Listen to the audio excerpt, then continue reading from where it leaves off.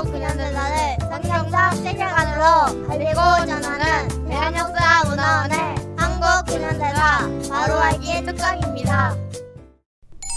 자유를 위해 싸우다. 첫 번째 이야기. 조국의 자유를 찾기 위해 고독한 망명길에 오른 이승만 박사의 이야기입니다. 이승만 박사가 백오인 사건으로 일본에 표적이 되자 존 모트 선교사와 필립 질레트 선교사는 이 박사를 보호하기 위해 미 동부 미네소타주 미니애폴리스에서 열리는 감리교 총회에 이 박사를 한국 대표로 보내기로 결정하고 1912년 3월 9일 14기 감리교회 지방 평신도 대표 회의를 통해 이승만 박사를 한국 대표로 선출하였습니다. 1912년 3월 26일 이 박사는 남대문역에서 오전 9시 35분 발 부산행 열차에 올라 서울을 떠났습니다.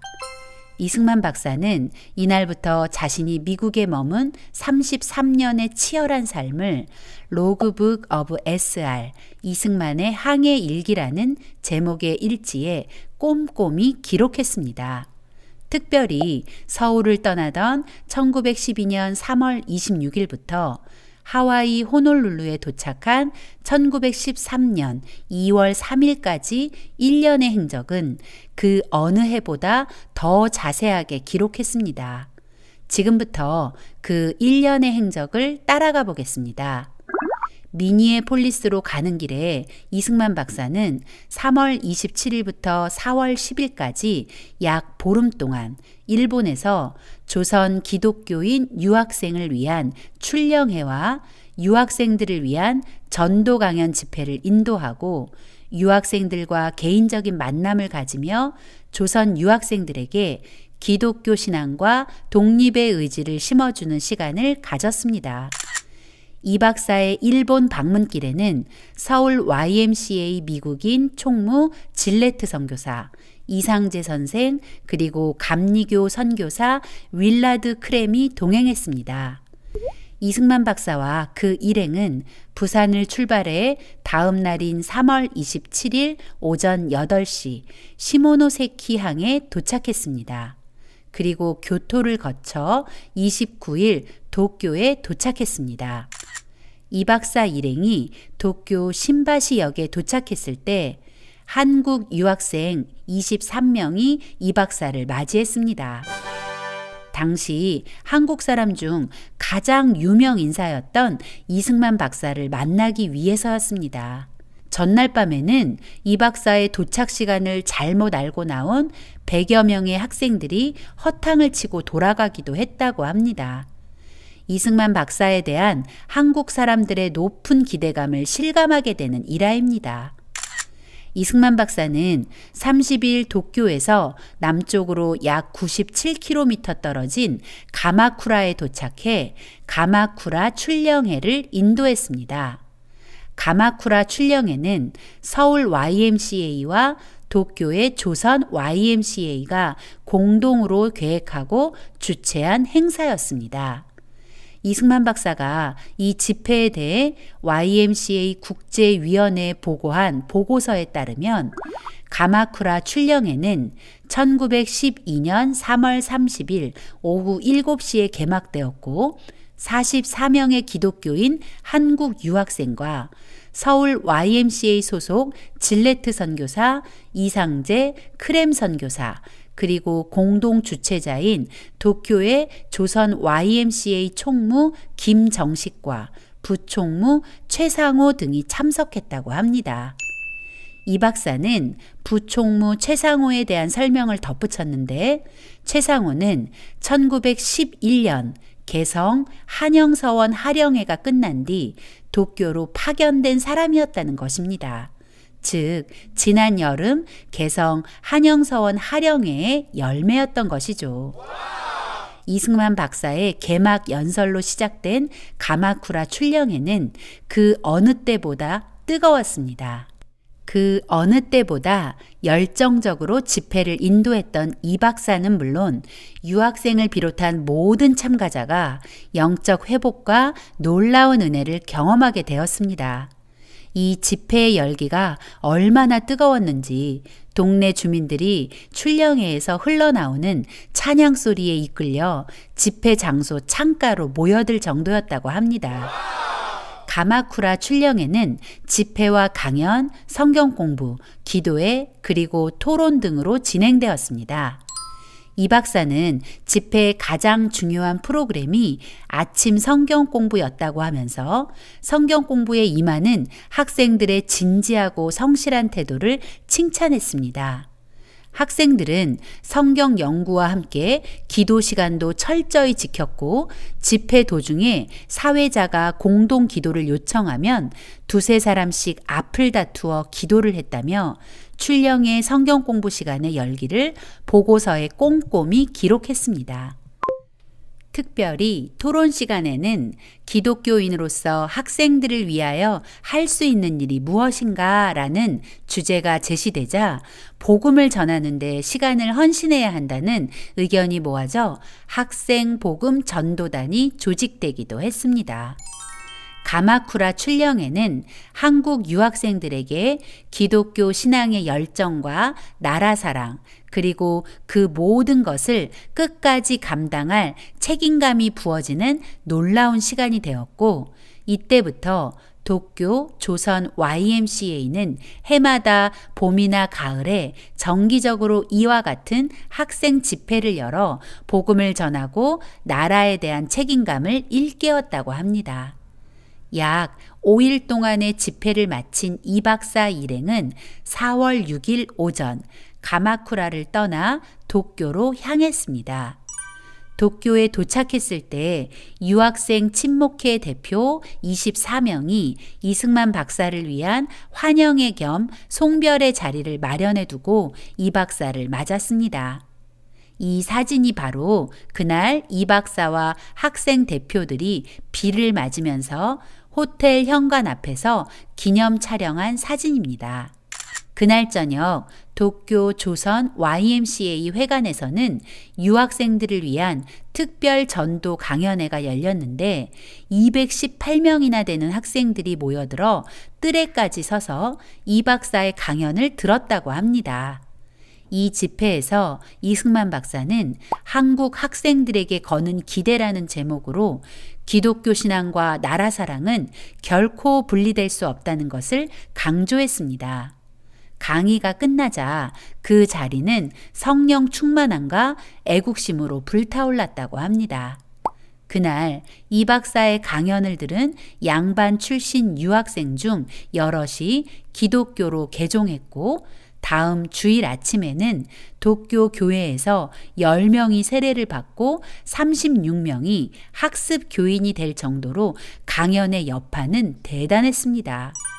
비록 이 박사가 일본에 머문 시간은 약 보름 정도의 짧은 시간이었지만 그 영향력은 실로 놀라웠습니다.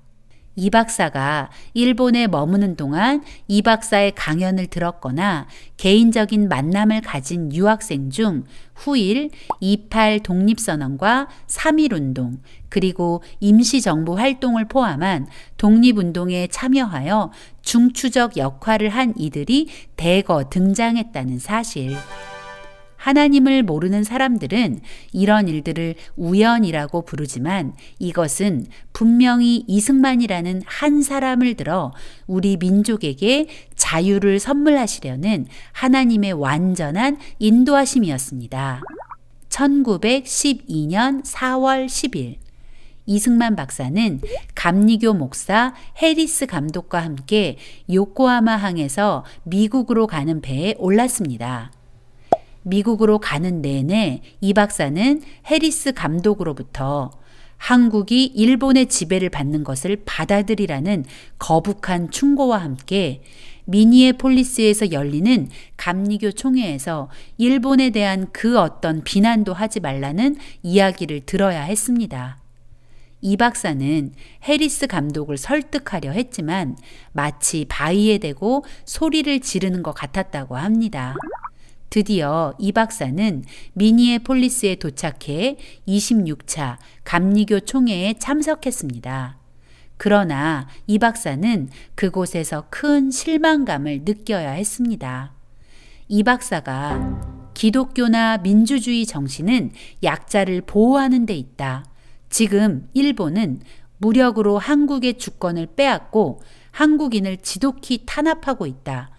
그러니 전 세계 기독교인은 모름지기 결단하여 이 핍박받는 민족을 하루빨리 해방하고 아시아의 평화를 이룩하고 나아가 세계 평화 유지에 이바지해야 한다. 나는 이것이 전능하신 하나님의 뜻이라고 생각한다 라고 호소했지만 총회 참석자의 전반적인 분위기는 아시아 선교를 위태롭게 할 수 있다는 이유로 이 박사의 발언에 대해 싸늘하기만 했습니다. 감리교 총회가 끝난 후 이 박사가 하와이 정착을 결정하기까지 1년 가까운 고뇌의 시간을 보내야 했습니다. 이 박사가 미국에 오면서 가장 기대했던 것 중 하나는 프린스턴 시절 은사인 우드로 윌슨을 만나는 것이었습니다. 우드로 윌슨은 1910년 민주당 소속으로 뉴저지주 지사에 당선되어 정치가의 길을 걷고 있었습니다. 그리고 1912년 대통령 선거의 유력한 후보로 급부상한 상태였기 때문에 이 박사는 윌슨이 한국을 도울 수 있을 것이라고 생각한 것이죠. 6월 19일 드디어 우드로 윌슨과의 만남이 성사되었습니다. 윌슨은 이 박사를 뉴저지 시거트에 있는 주지사의 여름 별장으로 초대했습니다. 스승인 우드로 윌슨을 만난 이승만 박사는 한국의 독립을 세계에 호소하는 청원서에 동의 서명을 부탁했습니다. 그러나 윌슨은 다음과 같이 정중히 거절합니다. 나 개인으로서는 거기에 물론 서명해 드리고도 싶소. 서명할 뿐만 아니라 당신의 일을 도와주려고도 하오. 그렇지만 미국의 정치를 위해서는 아직은 내가 당신의 성명서에 도장을 찍을 때는 아니오. 그러나 이제 우리가 같이 일할 때는 반드시 올 것이니 그것을 믿으시오. 그렇지 않아도 나는 벌써부터 당신의 조국 한국을 포함한 모든 약소 민족 국가들의 일을 생각해 오고 있는 중이오. 하지만 이 박사는 다시 한번 윌슨을 설득하려 이렇게 말했습니다. 현상 유지의 정치보다 정의로운 미래를 위해 제 편이 되어 주십시오. 그러자 윌슨은 웃으면서 이렇게 말했습니다. 물론이요. 그렇지만 모든 일의 해결에는 그 적당한 때가 있는 것이오. 하여간 내 당신의 갸륵한 뜻을 명심해 두리다.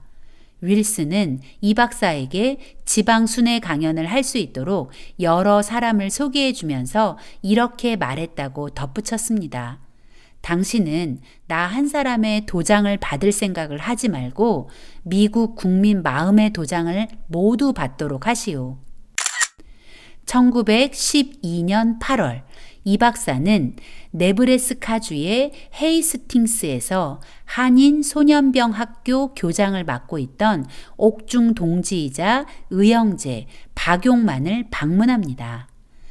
이 박사와 박용만은 앞으로 조국의 독립을 위해 자신들의 진로를 어떻게 설정할 것인지에 대한 깊은 대화를 나누었습니다.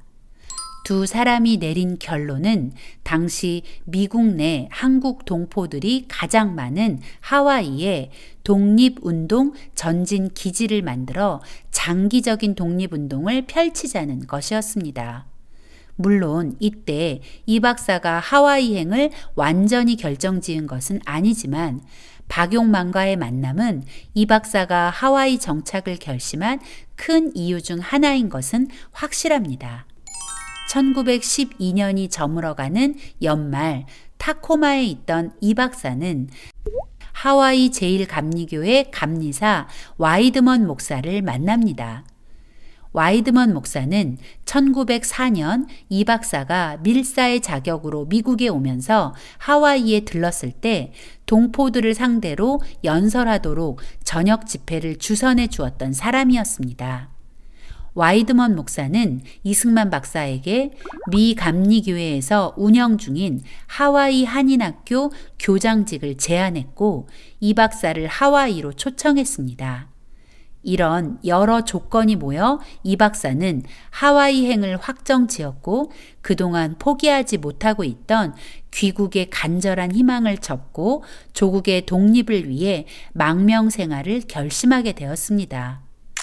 이 박사는 1913년 1월 28일 샌프란시스코를 떠나 하와이로 향했습니다. 약 일주일의 항해 끝에 이승만 박사를 태운 배는 1913년 2월 3일 오전 8시 하와이 오아후 섬 호놀룰루에 도착했습니다. 이미 하와이에 와 있던 박용만이 이 박사에 대해 얼마나 열정적으로 선전을 했던지 수많은 동포가 항구에 나와 기대 가득한 눈빛으로 이 박사를 맞아주었습니다. 그런데 이 박사를 마중 나온 동포들의 얼굴빛은 이 박사에 대한 기대감으로 가득하다고 하기엔 너무 어두웠습니다. 그 이유는 이 박사가 도착하기 전 이 박사의 부친 이경선옹이 2달 전인 1912년 12월 5일 별세했다는 소식이 먼저 도착해 있었고 그 슬픈 소식을 이 박사에게 전해야 했기 때문이었죠. 이 박사를 환영한 것은 동포들만이 아니었습니다. 하와이의 유력한 인사들 역시 이 박사에 대한 관심을 신문 기사로 표했습니다. 하와이에서 영향력 있는 신문 중 하나인 호놀룰루 스타 뷰리트는 1913년 2월 8일자에 이승만 박사의 하와이 입성을 다음과 같이 보도했습니다. 오늘날 한국에 이승만 박사보다 더 위대한 종교 지도자는 아마 없을 것이다. 그는 제1감리교회의 한국인 및 일본인 관계 사업 책임자 와이드먼 박사의 초청으로 호놀룰루를 방문하고 있다라고 시작하여 이 박사의 젊은 시절 신문과 만민공동회를 중심으로 한 개혁가 활동, 그로 인한 한성감옥 투옥과 한성감옥에서의 일들, 그리고 미국 유학과정 및 박사학위 취득 등을 자세히 설명했습니다. 또 함께 실린 다른 기사는 다음 날인 일요일에 있을 중앙연합교회에서의 강연 계획을 알리면서 다음과 같이 보도했습니다. 이승만 박사는 세계에서 가장 뛰어난 한국인이다. 그는 7년 동안 감옥에서 복역했고 2년 동안 서울 YMCA 총무로 활동했다. 그러한 그가 오전 예배 시간에 그의 경험에 대한 흥미있는 이야기를 할 것이다. 많은 참석자들이 이승만 씨를 환영할 것이 기대된다. 이승만 박사는 하와이에 도착하자마자 세계에서 가장 뛰어난 한국인으로 소개되었고 하와이에서 가장 영향력 있는 교회에서 강연을 하게 된 것입니다. 그것은 당시 다른 어떤 한국 사람도 기대할 수 없는 놀라운 일이었습니다. 이 박사가 이렇게 된 것은 운이 좋아서도 자신의 탁월함 때문도 아닙니다. 하나님의 세밀한 인도하심이었죠. 이 박사는 자신을 인도하시는 하나님의 섭리를 주변 사람들에게 늘 고백하곤 했습니다. 하나님께서 이 박사를 한성 감옥이라는 훈련소에서 단련하시고 미국 유학을 통해 지도자적 면모를 갖추게 하셨습니다. 그리고 우리 동포들 뿐만 아니라 미국인들의 눈에도 하나님의 선을 이루기 위해 준비된 희망으로 보이도록 만드신 것입니다. 이제 이승만 박사는 조국의 자유를 찾기 위해 치열한 싸움을 싸우는 독립운동가의 삶을 이곳 하와이에서 시작하는 것입니다. 오늘의 내용을 정리해 볼까요? 이승만 박사는 백오인 사건으로 고국을 떠나게 되었습니다. 그의 정해진 목적지는 미니애폴리스. 미니애폴리스로 가기 전 이 박사는 일본에 있던 한국 유학생을 위한 가마쿠라 출령회와 도쿄 조선 YMCA 전도 강연 집회를 인도하게 됩니다. 약 보름의 짧은 일정이었지만 이 박사의 외침은 한국 유학생들의 마음에 기독교 신앙과 독립의 열망을 가득 불어넣었습니다. 그리고 드디어 미니애폴리스에서 열리는 감리교 총회에 참석한 이승만 박사는 미국 기독교인들을 향해 한국의 독립을 호소했지만 아시아 선교를 위태롭게 할 수 있다는 이유로 이 박사의 호소는 외면당했습니다. 정도의 차이는 있지만 기대했던 우드로 윌슨과의 만남도 마찬가지 결과였습니다. 그 후 이승만 박사는 옥중 동지이자 의형제였던 박용만을 만나며 미국 내에 한국 동포가 가장 많이 거주하는 하와이에서 장기적인 독립운동을 구상합니다. 하지만 이 박사의 마음은 그때까지도 고국으로 돌아가길 원했습니다. 그러나 하나님의 계획은 그를 하와이로 보내는 것이었습니다. 이 박사는 이제 귀국의 소망을 접고 동포들의 열렬한 환영과 하와이 유수 언론의 격한 환영을 받으며 독립운동을 위해 하와이에 입성했습니다.